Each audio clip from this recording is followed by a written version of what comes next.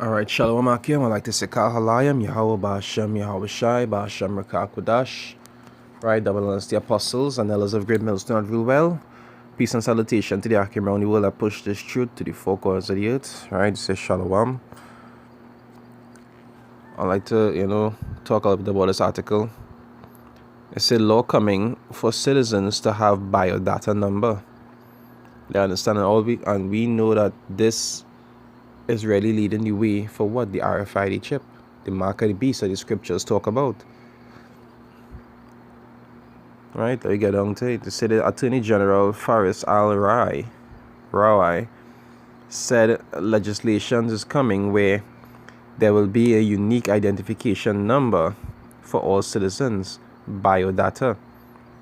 You understand? And just when I had to scan that chip, you understand, and pick up your special number.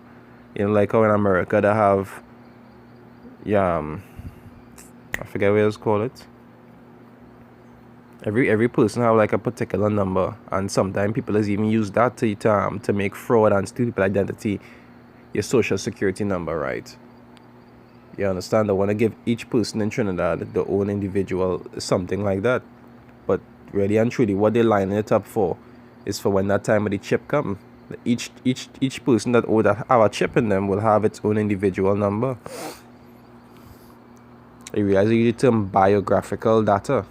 You understand? There's something biometrical they want to bring. Is not like how you will have identification card with a number. They want to actually have it in you because this is prophecy. They say he was contributing. If I could say, even with the terms of like the radio frequency law to actually, put down someone. It in the law already. I believe it's the 2000 Act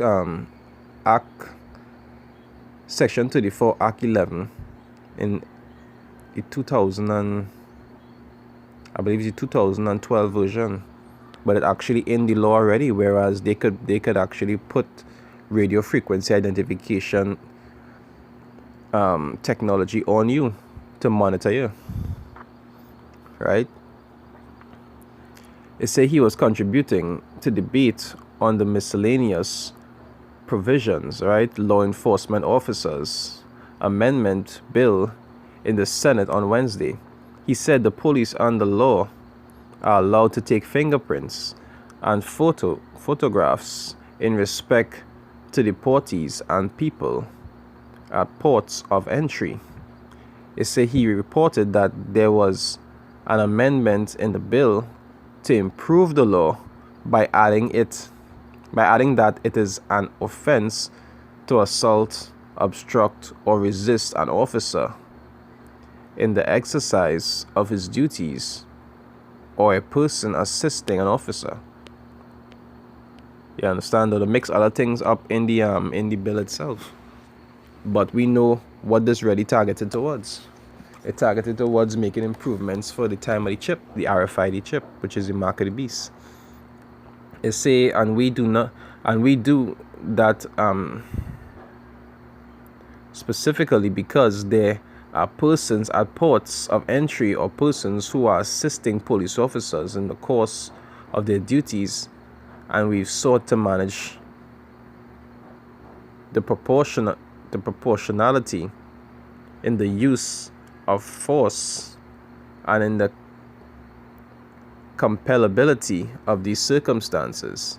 He said Trinidad and Tobago is going to come to the point where, like the rest of the world, right? Because we know that is what they want to do. They want to be, I just call here, mini America, right? All the things that they just do is imitate America, and really and truly, their heads are America. You understand? They receive their instructions, the things that they could and can't do from America, even though it doesn't be, they don't actually come down here and do it themselves. They have their instructions that they just receive. Right? Like the rest of the world, people must mandatorily give their fingerprints. And I just fingerprints. Soon it will be chip scan. I can tell you now that I am working on a specific piece of law which is a unique identification number for every citizen of Trinidad and Tobago, where your biodata would be captured specifically. To see a biodata will be captured, so we know he's not talking about a physical card. You understand? It's not a card, it's not like a little swipe card, like a credit card he's talking about. And we know it's not a piece of paper because it's data, it's a biodata. You understand? We know this law is ready for what? The mark of the beast, because they're preparing these things. As scripture says, the devil has come down unto you having great wrath, because he knew that he had but a short time. When you go back up here and you say, I can tell you now that I am working on a specific piece of law, we know he have nothing to do with this. He's just a front man who they're using to actually fulfill these things. But this is not his will. You understand? There's a man that over him that given him this law to pass. Right? Your data would be captured specifically, so like the US, where you have a special security services number, right? Your social security number. You see, we can therefore eliminate fraud and other ills in society. And that fraud and other ills isn't for the high people, because plenty of them politicians always getting caught in some kind of fraudulent or some kind of racket. So it's not to eliminate fraud. Half of them, majority of them is being fraud in some way. Either they're getting bogus contracts or something. You understand? It's not to eliminate fraud. We know what these things are for. It's for control.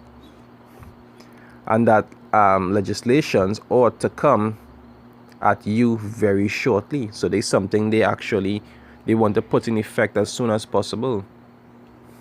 It's the ROI said clause 7 of the miscellaneous provisions law enforcement officers amendment bill seeks to have amendments to the Customs Act.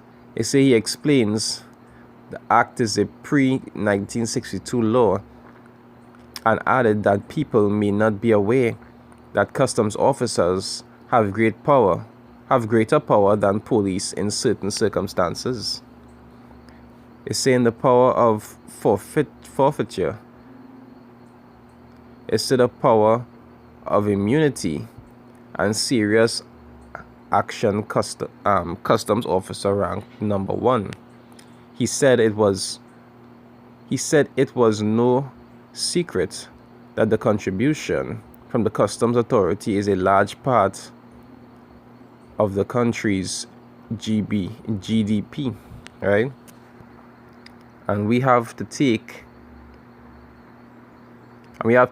our customs law seriously. You see, he explains the bill has an amplification of obstruction of customs officers' offenses from a fine of 1,500 to summary convictions and exposure to $250,000 fine, imprisonment of 10 years, and conviction on indictment to a fine of 500,000 and imprisonment for 15 years. And you see how they talk about raising fines and inputting fines in all these different obstructions and violations. Is also one of the methods that they're going to use when they're passing all these different laws for the chip and so forth. They will say if you take it, it's good and so forth, and you're a good citizen. But if you don't take it, it will have this penalty. You might have to pay this fine. You might have to serve time in jail. You understand? This is different ways that data is used to actually to get you to comply with certain things by paying penalties. Like I was telling somebody just today, you understand? Things is sometimes be on penalties and benefits. And the penalties is be for what? To make sure you're compliant.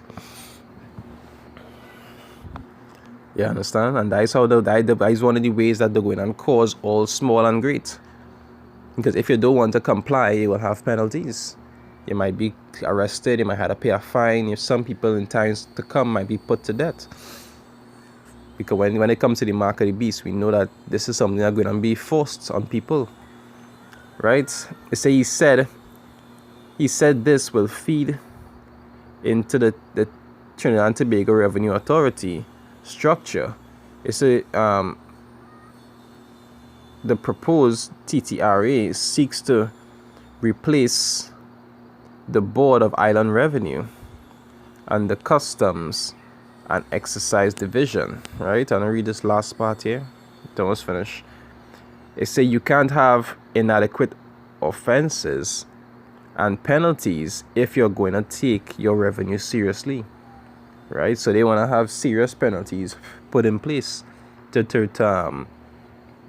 be able to protect their revenue, right? They say he added, if everybody in this country pays their fair share on the lower limb, more people paying smaller amounts consistently and fairly, our country has the opportunity to be one of the most profitable.